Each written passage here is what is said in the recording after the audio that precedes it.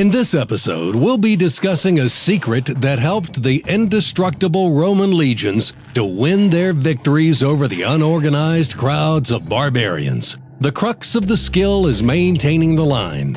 If your squadron masters this skill, it'll be an easy task to destroy the battle formation or random mobs of your enemies. You'll have a firm stance to fight from when facing even the most skilled enemy.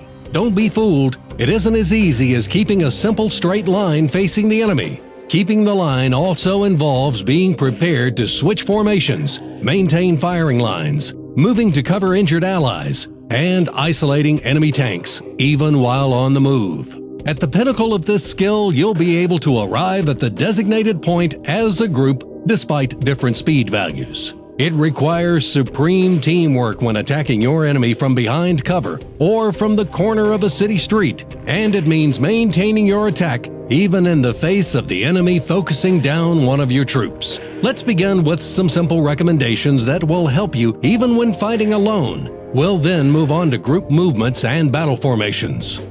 Recommendation number 1. Take a look at the positions of your teammates at the beginning of the battle. Scroll the camera out and try to think about which tanks will be going where and how quickly, and what your own destination is. Try to anticipate the ways you'll have to move, where you may have to slow down or stop.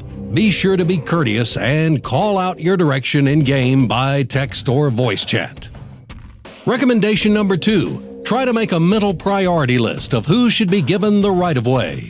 If you're in a heavy tank, try to make way for the speedier light tanks and artillery, or any group that needs to set out very quickly. If they can get there first, they'll soften up the enemies for you, or gather valuable information about enemy movement. Once the timer finishes counting down, start moving.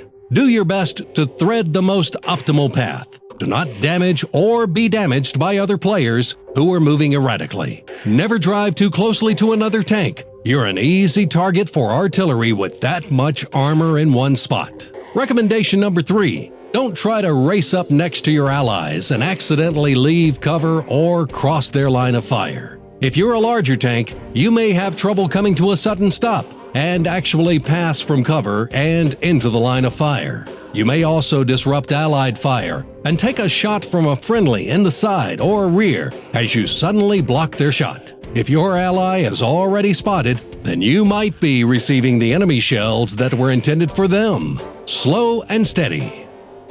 Recommendation number 4. If you happen to collide with your ally's vehicle, try not to continue pushing forward expecting your tanks to magically become disentangled. Stop and move back slowly. Let your ally dictate where they're moving and then decide how to best get around them. If you've been keeping up, all of the episodes of the Tank Academy have been concerned with moving in close formation, thereby allowing all allies to help with firing or cover.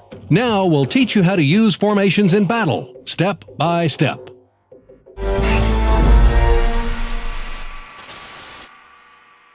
Step 1. The first thing to cover is how to advance from your initial position into the proper battle formation. Keep some simple principles in mind. Stay in groups, and don't let your allies trail behind, veer off, or get too far ahead of the group. Vehicles by themselves are easy kills. They just don't have enough protection or enough firepower to face the enemy team's formations. Losing even one tank can be devastating against a coordinated enemy. The weakest formation is a single column, also called the loser's column. The loser's column is where one vehicle after another keeps trailing out in a long line. The result is facing the enemy one at a time and letting them destroy your whole team without breaking a sweat. To avoid stringing out, you need to time your exit from a stopped position. Tanks from the back leave first as soon as they overtake the next vehicle. Then that vehicle leaves, and so on. If you aren't coordinated, tanks will simply fall behind and form the loser's column. One of the reasons that forces form the loser's column is an improperly mixed group of vehicles. To prevent this,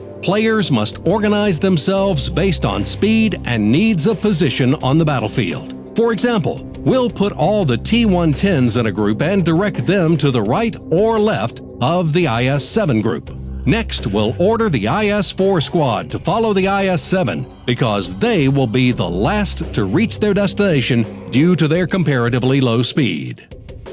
Another thing that can cause a loser's column is the terrain. Pay attention to the roads and obstacles in your way, like fences, trees, rocks, etc. A small but useful thing to remember is that if you follow in the tracks of the vehicles in front of you, you're unlikely to get slowed down. What's more is that it may confuse any eagle-eyed SPG players who are watching for sheared trees and destroyed objects. In conclusion, we must say that it's important to learn and remember the rally points that exist immediately prior to moving into an exposed position. Pull yourselves together before and after any engagement.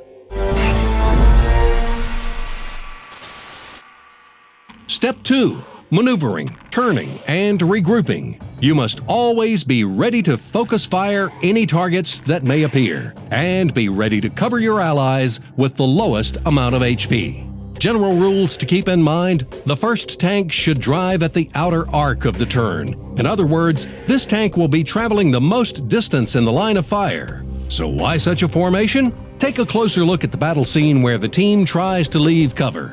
Even less experienced players can see the mistake. As soon as one tank breaks cover, it gets tracked and no one is available to cover it. The stopped tank also blocks any hope of a quick return of fire. Now let's compare what happens when the correct measures are taken. As you can see, the tank on the outside is moving just half a hull faster. Its purpose is to receive all the damage from the first volley. It is then immediately covered by the other vehicles. It's now much easier for his allies to perform this task. They continue their movement and get around the corner. Their movement naturally covers the wounded tank and shares the damage among the group.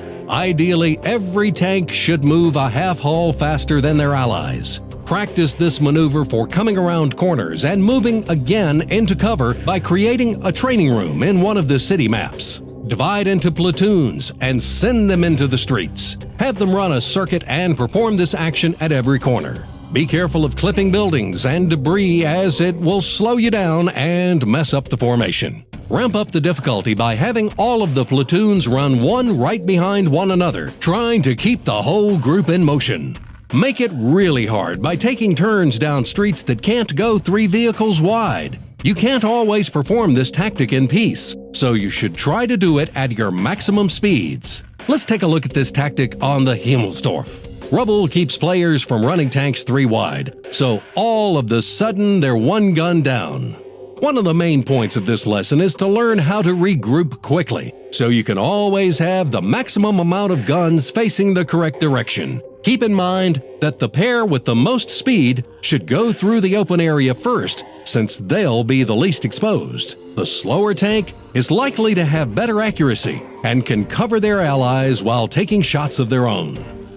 You may remember this situation from a previous episode of Tank Academy. As soon as the first tank passes, they should drive to the opposite side to make room for the other tanks, making the turn, and then they should all regroup. Notice that their position changed, but their battle formation remains the same, keeping all guns available. Whenever you move as a group, you should always keep in mind the position of enemy SPGs. Don't move your whole group into position to receive massive splash damage. You're an easier target when you're all clumped together. That concludes our lesson for this episode of Tank Academy. Our work for the day is at an end, but yours has just started. Only diligent practice and repetition of the material is going to ready your troops for battle. It needs to become second nature. Our next episode will cover the importance of surrounding an enemy and discuss how to get out of such a tricky situation.